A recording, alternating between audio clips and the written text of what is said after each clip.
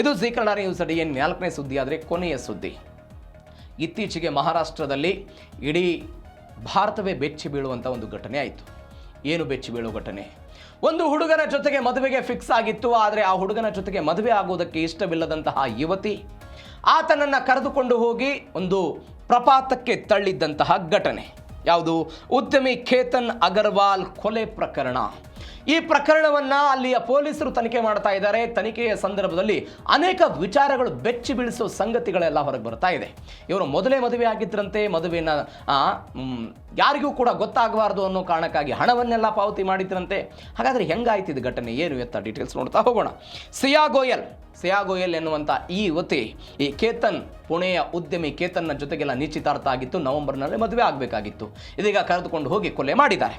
ಸಿಯಾಳ secret wedding ಇದೀಗ ಬಯಲಾಗಿದೆ. ನೀವು ದೃಶ್ಯದಲ್ಲಿ ನೋಡ್ತಾ ಇದ್ದೀರಿ. ಇದೆಲ್ಲ ಚಾಟ್ ಇದೆ ಅವ್ರದ್ದು, ವಾಟ್ಸಪ್ ಚಾಟ್ ಇದು. ಇದರಲ್ಲಿಂದ ಭಯ ಆಯಿತು, ಅಂದರೆ ಹೊರಗಡೆ ಬಂದಿದೆ. 4 ತಿಂಗಳ ಮೊದಲೇ ಪ್ರಿಯಕರನ ಜೊತೆಗೆ ಸಿಯಾ ಮದುವೆ ಆಗಿದ್ದರು. ಪೊಲೀಸ್ ತನಿಖೆಯಲ್ಲೆಲ್ಲ ರಹಸ್ಯ ಮದುವೆ ಆಗಿದೆ. ರಹಸ್ಯ ಮದುವೆಯ ಈ ವಿಚಾರ ಎಲ್ಲ ಸದ್ಯಕ್ಕೆ ಹೊರಗಡೆ ಬಂತು. ಹೆಂಗೆ ಬಂತಿದು ಅಂತ ಹೇಳಿದರೆ, ಜೂನ್ 18ನೇ ತಾರೀಕಿಗೆ ಆಗಿದ್ದಂಥ ಘಟನೆ ಇದು. ಮಹಾರಾಷ್ಟ್ರದ ಲೋಹಗಢ ಕೋಟೆಗೆ ಖೇತನನ್ನು ಕರೆದುಕೊಂಡು ಹೋಗಿ ಸಿಯಾ ತಬ್ಬಿದ್ರು. ಅದಕ್ಕಿಂತ ಮೊದಲು 4 ದಿನಗಳ ಮೊದಲು ಉಂಟೆಲ್ಲ ಟ್ರೈ ಮಾಡಿದ್ರು. ಅದ್ರ ಬಗ್ಗೆ ಎಲ್ಲ ನೋಡಿದ್ದೀವಿ. ಆ ಪ್ರಿಯಕರ ಚೇತನ್ನ ಜೊತೆಗೆ ಇದೆಲ್ಲ ಆಗಿತ್ತು.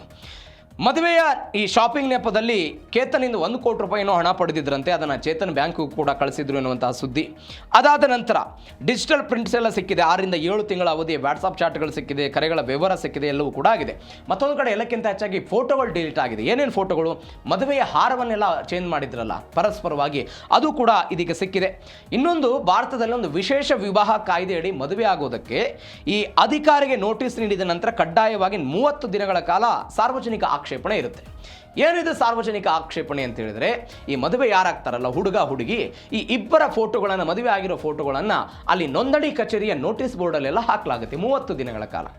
ಈ ಯುವಕ ಮತ್ತು ಯುವತಿ ಚೇತನ್ ಮತ್ತು ಈ ಸಿಯಾಗೊಂದು ಭಯ ಬಂತು. ಹೀಗೆ ಫೋಟೋವನ್ನು ನೋಟಿಸ್ ಬೋರ್ಡಲ್ಲಿ ಏನಾದರೂ ಹಾಕ್ಬಿಟ್ರೆ ನಮಗದು ಫ್ಯಾಮಿಲಿ ಗೊತ್ತಾಗ್ಬಿಡುತ್ತೆ. ನಾಳೆ ಆ ಫ್ಯಾಮಿಲಿ ಗೊತ್ತಾಗೋದ್ರಿಂದ ನಮಗೆ ವೈಯಕ್ತಿಕವಾಗಿ ಸಮಸ್ಯೆ ಆಗುತ್ತೆ. ನನಗೆ ನೋಡಿದ್ರೆ ಬೇರೆ ಮದುವೆ ಫಿಕ್ಸ್ ಆಗಿದೆ ಅಂತ ಇರುವಂಥ ಆತಂಕ ಇತ್ತಂತೆ. ಈ ಕಾರಣಕ್ಕಾಗಿ ಅವ್ರು ಏನು ಮಾಡಿದ್ರು ಅಂತ ಹೇಳಿದರೆ, ಈ 30 ದಿನಗಳ ಕಾಲ ಯಾವುದೇ ಕಾರಣಕ್ಕೂ ನೋಟಿಸ್ ಬೋರ್ಡ್ನಲ್ಲಿ ನಮ್ಮ ಫೋಟೋ ಬರಬಾರ್ದು ಅಂತ ಸಿಯಾ ಮತ್ತು ಚೇತನ್ ಅಲ್ಲಿರುವಂಥ ಅಧಿಕಾರಿಗಳು ಇರ್ತಾರಲ್ಲ, ಅಧಿಕಾರಿಗಳಿಗೆ ಲಂಚದ ರೂಪದಲ್ಲಿ ಹಣವನ್ನು ಕೊಟ್ಟಿದ್ರು ಅಂತ. ಅದು ಕೂಡ ಕಾನೂನಿನ ಉಲ್ಲಂಘನೆ ಆಗಿದೆ ಅಂತ ಸದ್ಯಕ್ಕೆ ಬರ್ತಾ ಇರುವಂತಹ ಡೀಟೇಲ್ಸು. ಅದರ ವ್ಯಾಪ್ತಿಯಲ್ಲೂ ಕೂಡ ಈ ಪ್ರಕರಣದ ತನಿಖೆ ಆಗ್ತಾ ಇದೆ. ಆ ಮುಖಾಂತರ ಈ ಸೀಕ್ರೆಟ್ ವೆಡ್ಡಿಂಗ್ ಅನ್ನೋದು ಏನು ಬಯಲಾಗ್ತಾ ಇರೋದು. ಕೊಲೆಗಾತಿ ಸೋನಮ್ ಇನ್ಸ್ಪಿರೇಷನ್, ಮೊನ್ನೆ ಹೇಳಿದ್ದೆ ಇದ್ರ ಬಗ್ಗೆ. ಹನಿಮೂನ್ ಮರ್ಡರ್ ಕತೆ ನಮಗೆಲ್ಲ ಗೊತ್ತಿದೆ. ಸೋನಮ್ ರಘುವಂಶಿ ಕೇಸ್. ಹನಿಮೂನಿಗೆ ಹೋದಂತಹ ಸಮಯದಲ್ಲಿ ಪ್ರಿಯಕರನ್ನ ಕರೆದುಕೊಂಡು ಹೋಗಿ ಇದೇ ರೀತಿಯಾಗಿ ಬೆಟ್ಟದಿಂದ ತಳ್ಳಿ ಸೋನಮ್ ಮಾದರಿಯಲ್ಲಿ ಸಂಚೆಲ್ಲ ಇವರು ಮಾಡಿದ್ರು. ಅದನ್ನು ಅಧ್ಯಯನವನ್ನು ಕೂಡ ಇವರೆಲ್ಲ ಮಾಡಿದ್ರು. ಸೋನಮ್ ರಘುವಂಶಿ ಪ್ರಕರಣ, ಮಧ್ಯಪ್ರದೇಶದ ಇಂದೋರ್ ಮೂಲದ ಸಾರಿಗೆ ಉದ್ಯಮಿ ರಾಜಾ ರಘುವಂಶಿ ಮತ್ತು ಸೋನಮ್ ರಘುವಂಶಿ ಮದುವೆ ಆಯಿತು. ಮೇ 11ಕ್ಕೆ ಮದುವೆ. 20ನೇ ತಾರೀಕಿಗೆ ಅವರೆಲ್ಲ ಹನಿಮೂನಿಗೆ ಹೋಗ್ತಾರೆ ಮೇಘಾಲಯಕ್ಕೆ. 23ನೇ ತಾರೀಕಿಗೆ ಅವರೆಲ್ಲ ಹೊರಗಡೆ ಹೋದರು. ಅದಾದ ನಂತರ ಸಿಗಲಿಲ್ಲ. ವೇ ಸಾಮ್ಡಾಂಗ್ ಎನ್ನುವಂತಹ ಒಂದು ಆ ಪ್ರದೇಶದಲ್ಲಿ ಅವ್ರದ್ದು ಎಲ್ಲ ಮೃತದೇಹ ಸಿಕ್ಕಿತ್ತು. ಅಂದರೆ ಮತ್ತೊಬ್ಬನ ಜೊತೆಗೆ ಅವರ ಸಂಬಂಧ ಇತ್ತು. ಆ ಸಂಬಂಧದ ಕಾರಣಕ್ಕಾಗಿ ಮದುವೆ ಆದಂತಹ ಯುವಕನನ್ನು ಇವಳು ಸಾಯಿಸಿದ್ಲು. ಯಾವುದೇ ಕಾರಣಕ್ಕೂ ಒಂದು ರೀತಿಯಾದಂಥ ಅಪಘಾತದ ರೀತಿಯಲ್ಲಿ ಇದಾಗಿದೆ ಅಂತ. ಕೊಲೆಗಾಗಿ ಒಂದು ಸುಪಾರಿಯನ್ನು ಕೊಡಲಾಗಿತ್ತು, ಪ್ರೇಮ ಸಂಬಂಧ ಇತ್ತು. ಅದೇ ರೀತಿಯಾಗಿ ಪುಣೆಯ ಲೋಹಗಢ್ ಕೋರ್ಟ್ನಲ್ಲಿ ಕೂಡ ಇದೇ ರೀತಿಯಾಗಿ ಮಾಡಬೇಕು ಅಂತ, ಯಾವುದೇ ಗಾಯಗಳಾಗಬಾರ್ದು, ಏನಾಗಬಾರ್ದು ಅಂತ ಅಪಘಾತದ ರೀತಿಯಲ್ಲಿ ಆಗಿದೆ. ಮೊದಲ ರೀತಿಯಾದಂತಹ ಈ ಸಮಯದಲ್ಲಿ ಏನಾಗಿತ್ತು, ಏನೋ ಹಾವು ಬಂತು, ಹಾವು ಬಂದಿದ್ದ ಕಾರಣಕ್ಕಾಗಿ ನಿಮ್ಮನ್ನು ತಳ್ಳಿಬಿಟ್ಟೆ ನಾನು ಅಂತ ಯಾರಿಗೆ ಹೇಳಿದ್ದು? ಕೇತನಿಗೆ ಹೇಳಿದ್ಲಿ ಈ ಮಹಿಳೆ ಕೇತನಿಗೆ ಹೇಳಿದ್ದು, ಹಾವು ಬಂದಿತ್ತು, ಆ ಕಾರಣಕ್ಕಾಗಿ ನಿಮ್ಮನ್ನು ತಳ್ಳಿಬಿಟ್ಟಿದ್ದೆ ಅಂತ ಹೇಳಿದ್ದು. ಅದಾದ ನಂತರ ಅದನ್ನು ಎಚ್ಚೆತ್ತುಕೊಳ್ಳದಂತಹ ಈ ಕೇತನ್ ಅನ್ನುವಂಥ ಯುವಕ ಒನ್ಸ್ ಅಗೇನ್ ಈ ಲೋಹಗಢ ಕೋಟೆಗೆ ಬಂದಿದ್ದ. ಈ ಲೋಹಗಢ ಕೋಟೆಗೆ ಬಂದ ನಂತರ ಇದೇ ರೀತಿಯಾಗೆಲ್ಲ ಘಟನೆ ಆಯಿತು.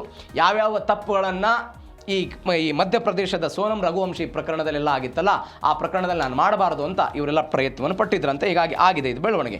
ಮತ್ತೊಂದು ಕಡೆ ಈ ಘಟನೆಗೂ ಮುನ್ನ ಇವಳು ಗೂಗಲ್ ಸರ್ಚ್ನಲ್ಲಿ ಕೆಲವು ಪ್ರಶ್ನೆಗಳನ್ನೆಲ್ಲ ಡೀಟೇಲ್ ಆಗಿ ಸರ್ಚ್ ಮಾಡಿದ್ಲು. ಗೂಗಲ್ ಕ್ರಿಮಿನಲ್ ಸರ್ಚ್ ಏನೇನು, ಮಹಿಳಾ ಕೈದಿಗಳನ್ನು ಪೊಲೀಸರು ಹೊಡಿತಾರಾ, ಏನು ಮಾಡ್ತಾರೆ, ಏನು ಎತ್ತ ಅಂತ ಪ್ರಶ್ನೆಗಳನ್ನೆಲ್ಲ ಕೇಳಿದ್ರಂತೆ. ಹೊಡಿತಾರಾ, ಮಹಿಳೆಯರಿಗೆ ಏನಾದರೂ ಹಕ್ಕುಗಳಿದೆಯಾ, ಪೊಲೀಸ್ ಕಸ್ಟಡಿಯಿಂದ ತಪ್ಪಿಸಿಕೊಳ್ಳೋದು ಹೆಂಗೆ? Honeymoon murder Sonam Raghuvanshi case ಏನಾಯಿತು, ಇವತ್ತಿಗೆ ಎಲ್ಲೆಲ್ಲಿಗೆ ಬಂದಿದೆ, ಪೊಲೀಸ್ ಕಸ್ಟಡಿಯಲ್ಲಿರುವಂತಹ ಮಹಿಳೆಯರ ಹಕ್ಕುಗಳು ಏನು ಎತ್ತ ಅಂತ. ಅಂದರೆ ಪೊಲೀಸ್ ಕಾನ್ಸ್ಟೇಬಲ್ ಅದನ್ನೆಲ್ಲ ನಿರ್ವಹಣೆ ಮಾಡಬೇಕು, ವಿಚಾರಣೆ ತೀವ್ರತರನಾಗಿರುತ್ತಾ ಏನು ಎತ್ತ, ಎಲ್ಲವನ್ನೂ ಕೂಡ ಅವರೆಲ್ಲ ಸರ್ಚ್ ಮಾಡಿದಂತೆ. ಕ್ರಿಮಿನಲ್ ಮೈಂಡ್ ಹೆಂಗಿತ್ತು ನೋಡಿ. ಅಂದರೆ ಇದೊಂದು ಪ್ರೀ ಪ್ಲಾನ್ಡ್ ಇದು. ಈ ವ್ಯಕ್ತಿನ ಸಾಯಿಸಬೇಕು, ಅದಾದ ನಂತರ ಪೊಲೀಸರ ನಮ್ಮನ್ನೆಲ್ಲ ಅರೆಸ್ಟ್ ಮಾಡ್ತಾರೆ, ಅಲ್ಲಿ ಪರಿಸ್ಥಿತಿಗಳು ಹೆಂಗಿರುತ್ತೆ ಏನು ಎತ್ತ, ಅದರಿಂದ ನಾವು ಹೆಂಗೆಲ್ಲ ಪಾರಾಗಬೇಕು, ಪೊಲೀಸರ ಕಸ್ಟಡಿಯಲ್ಲಿದ್ದಂತಹ ಸಮಯದಲ್ಲೂ ಕೂಡ ನಾವು ಪಾರಾಗಿ ಬರೋದು ಹೇಗೆ ಎತ್ತ ಅನ್ನೋದನ್ನು ಗೂಗಲ್ನಲ್ಲಿ ಇವರೆಲ್ಲ ಸರ್ಚ್ ಮಾಡೋ ಪ್ರಯತ್ನವನ್ನು ಮಾಡಿದ್ರು. ಈಗ ಒಟ್ಟಾರೆ ಬೆಳವಣಿಗೆ ಆಗಿ ಇದೆಲ್ಲ ಆಗಿದೆ. ಮತ್ತೊಂದು ಬೆಳವಣಿಗೆ ಏನು ಅಂತ ಹೇಳಿದ್ರೆ, ಮದುವೆ ಫಿಕ್ಸ್ ಆಗಿದ್ದೇ ಈ ಕೊಲೆಗೆ ಕಾರಣನಾ ಅಂತ. ಸಹಜವಾಗಿ ಕೇತನ್ ಎನ್ನುವಂತಹ ಉದ್ಯಮ ದೊಡ್ಡದಿತ್ತು, 600 ಕೋಟಿ ರೂಪಾಯಿ ಆದಾಯವನ್ನು ಹೊಂದಿರುವಂತಹ ಕೇತನ್ನ ಜೊತೆಗೆ ಮದುವೆ ಫಿಕ್ಸ್ ಆಗಿತ್ತು. ಮದುವೆ ಫಿಕ್ಸ್ ಆಗಿದ್ದೇ ಕೊಲೆಗೆ ಕಾರಣ ಅಂತ. ನವೆಂಬರ್ನಲ್ಲಿ ರಾಜಸ್ಥಾನದ ಉದಯ್ಪುರದಲ್ಲಿ ಒಂದು ರೆಸಾರ್ಟ್, ದೊಡ್ಡ ತರನಾದಂಥ ಬಿಲ್ಡಿಂಗು ಎಲ್ಲವೂ ಕೂಡ ಆಗಬೇಕಾಗಿತ್ತು. ಸಿಯಾಳ ದಾಖಲೆಗಳನ್ನು ಎಲ್ಲ ಕೇಳಿದರು, ಅವಾಗ ಎಲ್ಲ ನಡಕ ಶುರುವಾಗಿದೆ. ಮದುವೆ ಬಯಲಾಗುವಂಥ ಭೀತಿಯಲ್ಲಿ ಈ ಸಿಯಾ ಎಲ್ಲ ಇದ್ದರು. ಸೈನ್ ಲ್ಯಾಂಗ್ವೇಜ್ ಚಾರ್ಟ್ ಎಲ್ಲ ಮಾಡ್ತಿದ್ರಂತೆ. ತನಿಖೆಯನ್ನು ತಪ್ಪಿಸೋದಕ್ಕೆಲ್ಲ ನಿಕ್ ನೇಮ್ಗಳನ್ನು ಬಳಕೆ ಮಾಡ್ಕೊಳ್ತಾ ಇದ್ರು. ಸಿಯಾ ಗೋಯಲ್ ಬಳಸ್ತಾ ಇದ್ದಂತೆ 2ನೇ ಮೊಬೈಲನ್ನೆಲ್ಲ ಪತ್ತೆ ಹಚ್ಚಿದ್ದಾರೆ. ಅವರು ಬೇರೆ ಬೇರೆ ಅತಿಥಿಗಳಿಗಾಗಿಯೇ ವಿಮಾನಗಳನ್ನೆಲ್ಲ ಬುಕ್ ಮಾಡ್ಕೊಂಡ್ಬಿಟ್ಟಿದ್ರು. ಅದ್ದೂರಿ ಆದಂತಹ ಮದುವೆ ಆಗಬೇಕಾಗಿತ್ತು. ಆ ವ್ಯಕ್ತಿ ವಿಗ್ಗನ್ನು ಹಾಕ್ತಾ ಇದ್ದ, ಆತನ ತಲೆಯಲ್ಲಿ ಕೂದಲಿರಲಿಲ್ಲ, ನಾನು ಮತ್ತೊಬ್ಬನನ್ನು ಪ್ರೀತಿಸ್ತಾ ಇದ್ದೆ ಅನ್ನುವ ಕಾರಣಕ್ಕಾಗಿಯೇ ಇಂಥದ್ದೊಂದು ಘಟನೆ ಆಗಿದೆ ಅನ್ನುವಂತಹ ಡೀಟೇಲ್ಸ್ ಎಲ್ಲ ಬರ್ತಾ ಇದೆ. ಕೊನೆಯದಾಗಿ ಸಿಯಾ ಚೇತನ್ ಕೃತ್ಯಕ್ಕೆ ಕಠಿಣ ಶಿಕ್ಷೆ ಆಗುತ್ತಾ ಅಂತ ಒಂದು ಪ್ಲಾನ್ ಇದೆ. ಈ ವ್ಯಕ್ತಿಯನ್ನು ಸಾಯಿಸಬೇಕು ಅನ್ನುವಂತಹ 3 ಪ್ರಕರಣ ಇರೋದಿಲ್ಲಿ. ಸದ್ಯ ಪುಣೆ ಜೈಲಿನಲ್ಲಿ ನ್ಯಾಯಾಂಗ ಬಂಧನದೆಲ್ಲ ಆರೋಪಿಗಳಿದ್ದಾರೆ. 16ರವರೆಗೆ ನ್ಯಾಯಾಂಗ ಬಂಧನವನ್ನು ವಿಸ್ತರಣೆ ಮಾಡಿದೆ ಪುಣೆ ನ್ಯಾಯಾಲಯ. ಇನ್ಸ್ಟಾಗ್ರಾಮ್ನ ಗುಪ್ತ ಖಾತೆಯಲ್ಲಿ ಮದುವೆ ಫೋಟೋಗಳೆಲ್ಲ ಆಗಿದೆ. ಕಣ್ಣೀರು ತನಿಖೆಯ ವೇಳೆ ಕಣ್ಣೀರು ಹಾಕಿಲ್ಲ. ಅವರು ಇತ್ತೀಚೆಗೆ ಮಾಧ್ಯಮಗಳ ಮುಂದೆ ಹೋಗುವಂತಹ ಸಮಯದಲ್ಲಿ ಒಂದು ಅಸಹ್ಯಕರವಾದಂತಹ ಪ್ರದರ್ಶನವನ್ನು ಕೂಡ ನಾವೆಲ್ಲ ಮಾಡಿದ್ದೀವಿ. ಅದರ ಮುಖಾಂತರ ಅವರಿಗೆ ಈ ದೇಶದ ಕಾನೂನಿನ ಮೇಲೆ, ಈ ದೇಶದ ಮಾಧ್ಯಮಗಳ ಮೇಲೆ, ಈ ಒಟ್ಟಾರೆ ಪ್ರಕರಣದ ಬಗ್ಗೆ ಅವರ ಮನಸ್ಥಿತಿ ಹೆಂಗಿದೆ ಅನ್ನೋದನ್ನು ಅದರ ಮೊನ್ನೆಯ ಚಿತ್ರೀಕರಣ ಎಲ್ಲವೂ ಕೂಡ ತೋರಿಸ್ತಾ ಇತ್ತು. ಹೀಗಾಗಿ ಅವ್ರಿಗೊಂದು ಶಿಕ್ಷೆ ಆಗಬೇಕು ಅಂತ ತಮ್ಮ ಮಗನನ್ನು ಕಳೆದುಕೊಂಡಿರುವಂತಹ ಪೋಷಕರ ಒತ್ತಾಸೆ ಆಗಿದೆ. ಹೀಗಾಗಿ ಏನಾಗುತ್ತೆ ಕಾದು ನೋಡೋಣ ಮಹಾರಾಷ್ಟ್ರದ ಪ್ರಕರಣ.